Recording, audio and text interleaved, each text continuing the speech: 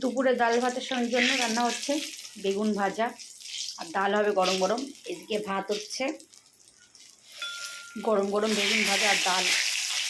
উফ, just awesome খেতে লাগে। হয়ে গেছে গরম গরম ডাল, ভাত আর বেগুন ভাজা তো উঠিয়েই নিয়েইছি।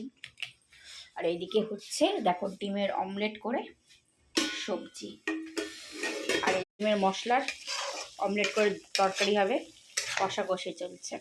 আলু কেউ ভালোবাসে না, জানো না বাড়িতে, এই জন্য আলু আমার জন্য একটু দিয়েছি।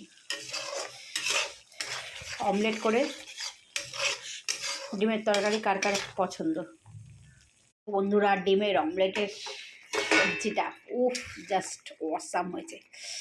কার কার পছন্দ অবশ্যই তোমরা কিন্তু কমেন্টে জানাবে, অবশ্যই অবশ্যই। আর আমার পেজটাকে এরকম নতুন নতুন ভিডিও পাওয়ার জন্য সাবস্ক্রাইব করে দিও প্লিজ। টাটা।